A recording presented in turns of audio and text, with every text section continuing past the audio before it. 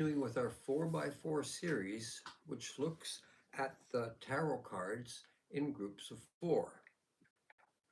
The four aces, the four twos, and so on. We cover all of the four suits with this, and it gives some insight into what each individual card means. We've worked our way up now to the knights. And we're going to be looking at the four knight cards today.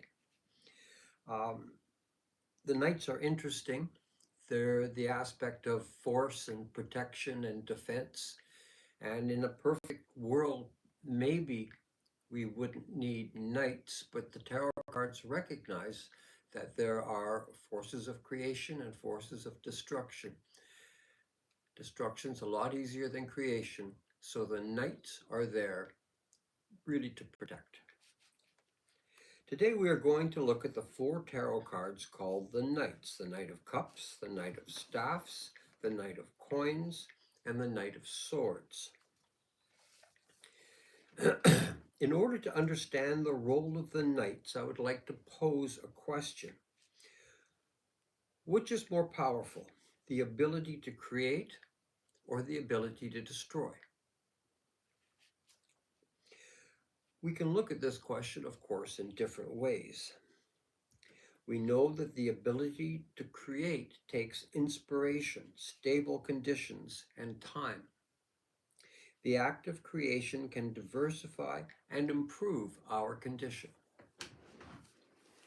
We also know that the ability to destroy requires only a minority force. Destruction is relatively easy. It thrives in unstable conditions, and it results only in loss. Very little time is required to destroy. Humanity is diverse. There will always be minor forces acting against the majority, and they will always be able to undo the works that took time and effort to create. These are just facts. This is just reality. The Knights are a reality of freedom, safety, and development. They are our defense against the sad reality that the forces of destruction are everywhere. This is just a reality check. This is not to suggest that our efforts are futile. It's not to suggest that we are in a losing battle with evil. It just makes a point that there's always a few people that would like to undo the works of other people. And as we've mentioned, destruction is relatively easy. It seems we need the power to avoid being overpowered. And that does sound a bit strange, but we have to remove this sometimes from the battlefield, from war. Like earthquakes or flood, we need to divert, avoid, or overcome destructive forces. It's not only enemies, it is natural forces as well. In short, the Knights are gentlemen warriors. They are aspects of tangible power. The Knights protect us and allow the evolution of creative efforts. People can build over time, they can develop without having their efforts torn down at the beginning and not give them time to develop. The place of the Knights on the tree of life is the Hermit. At first, it's the light of advancement, and it's only a beckoning glimmer. On the tree of knowledge, the Knights are defined by the card called Judgment. This is the card of awakening, and all people rise up to stand united. The Knights are part of the unity of the citizens. The king brings the people together under one system. The Knights actively teach the king's message and ensure that the requirements are met and the rules obeyed. The Knights establish a relationship and provide the security for long-term projects to develop. Let's begin with the Knight of Cups. This is the Knight of Cups. The Knight of Cups is a protector enforcer, and instructor. He faces towards the right, the side of mercy and growth. The river symbolizes imagination, but this is not the idle or frivolous kind. The Knight of Cups manifests joy, and the wings of his helmet and heels are the power of imagination dedicated to move the lives of the people into a distant and better place. We'll mention this again later, but these are, as we said, not idle imagination. This is imagination in the sense of looking ahead to a very plausible future. The fish symbols on his tunic are the representation of the king's ideas. And that is the role of the knight, the perpetuation of the king's ideas. In a reading, there are a few things to consider. First, he is the incarnation of authority. He is fully armored and cannot be hurt. He rides a war horse that cannot be stopped. His ideas may be difficult to understand because they're not about now, they're about the future.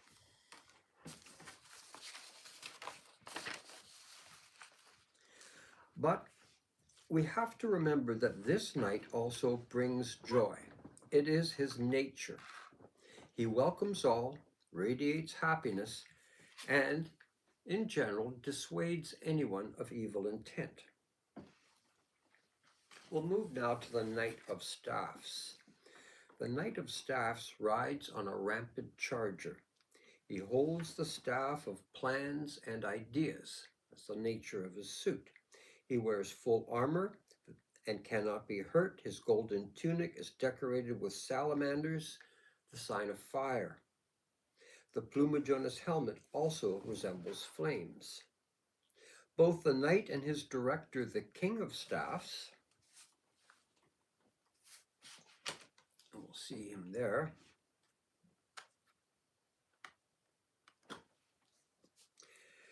they face toward the left side, which is the side of severity or cleanse. The Knight of Staffs is a force of action. They are practical rather than imaginative. This is unlike the previous card. This is a card of logic and action. In a reading, the message here is to make your plans, act on your plans, and actively protect your plans. We can't be naive.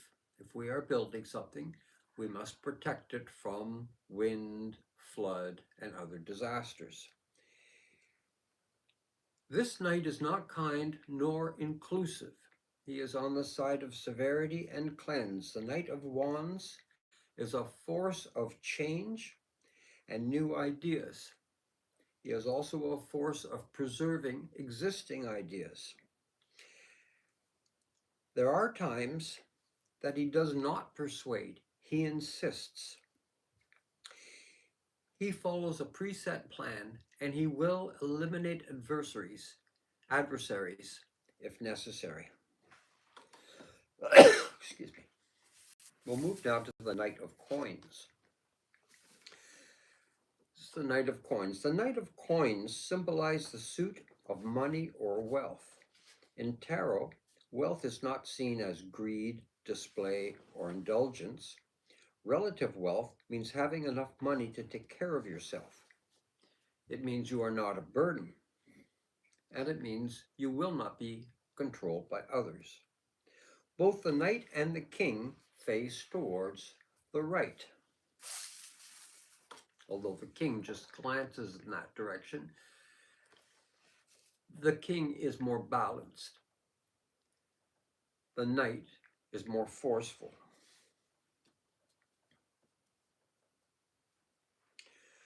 Both of these face toward the right. The king glances toward it, and that is the side of mercy and growth. They are welcoming and inclusive people. Also, both the knight and king seem calm, still, and in control. And we'll see later on that two of the suits, this one in particular, is a card about patience and long term. The characters in this card are not rushing anywhere. This is a period of passive protection. Finally, Both the knight and the king, although non-aggressive, are fully armored and immune from attack or injury. The knight of coins sits upon a heavy draft horse overlooking freshly plowed fields.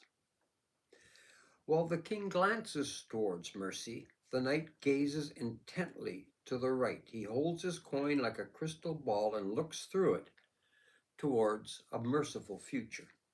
The knight of coins may appear to be slow-moving, even ponderous. This is not a condition. This is a choice. The knight is about patience and slow growth. He is the defender of ideas still in development. And in this case, he is defending the seeds in the ground that are just beginning to germinate.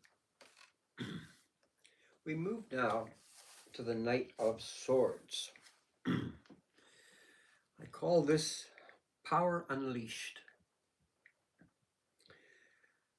We have the knights to preserve and protect, to nourish, to incubate. But the knights are also power, and swords is the suit of power, and you can see from this knight that this is, in effect, power unleashed. This knight does not go around demonstrating his power, but if pushed, he will reveal it. The Knight of Swords, as I said, is power unleashed. While his mentor, the King of Swords, exists on the path of mildness and looks straight ahead, the Knight of Swords charges towards the side of severity, or cleanse. The Knight of Swords is fully armored and fears no injury or defeat. His essence is power, and he is capable of destroying challengers or adversaries. The knight itself is in effect a guardian warrior, but having the knight in the suit of swords, which is power, makes him very formidable. This is an uncomplicated knight. He is the protector. He allows freedom, security, and growth by not allowing the forces of destruction to exist. He is a warning as well as a promise. This knight allows the strength of others to flourish. Okay, that's the 4 knights. Next week we'll take a look at the 4 queens. Jocelyn, do we have any questions? We do. Before that, Sarah. Hi, Sarah. Says hello. Samantha. Hi, Samantha. From Germany says hello. Oh, wonderful. Always nice to know where people come from. Yep. Why do the 4 knights look towards 2 directions? And we talked about that a little bit. You will notice these 2 knights are, one is charging, the other is rampant, rearing towards the side of severity. These are active and powerful knights who keep out bad forces. That's their job. When we notice the other 2 knights, they face the other direction and seem more passive. Depending on the nature of their suits, 2 of the knights look toward mercy, the right side, and the other 2 look towards severity, the left side. The Knight of Coins, or wealth, the Knight of Cups, happiness, they're merciful, they're inclusive and promote growth. They are patient protectors. The Knight of Swords and the Knight of Staffs are severe. They are restrictive, they don't allow everybody, and they promote a kind of cleansing. They are the line that cannot be crossed. Okay. Is the Knight of Swords attacking? I think the Knight of Swords is an expression of power. He is attacking a threat. Although the knights are defenders, sometimes an adversary needs to be driven off or destroyed. In those cases, the Knight of Swords is the supreme power. He is a deterrent to any other enemies of the kingdom. Are the knights like the police? I thought about that, and in a way, no. At least not when society operates the way it should. The knights do not threaten the citizens of their kingdoms. That's not their job. They protect the kingdom from outside forces. They protect and defend against destructive intruders. About the knights, citizens feel secure when they see a knight. In that way, they're not the police. The knights are not there to check, inform, or arrest the citizens. They protect the citizens, and people feel secure in the presence of knights. Why does the Knight of Cups have wings and water signs? Well, in tarot, it just makes a little bit of a distinction between those whose plans are in the moment and those whose plans are in the future. The Knight of Cups looks towards mercy and also towards the future. He is not about power or wealth. He imagines a future that will bring joy. He realizes that happiness is noble and necessary, important to all of us, maybe even essential to all of us. This knight has signs of intuition and imagination. What that means in this card is that he is always actively planning for the future. He is not daydreaming. He has a goal in mind. And I'm Okay. just going to say, please don't forget to like. Okay. It always helps the channel. Thank you for tuning in. That's the Knights. Next week we look at the Queens, a really important aspect of the female power in our world. Have a great day. Bye for now.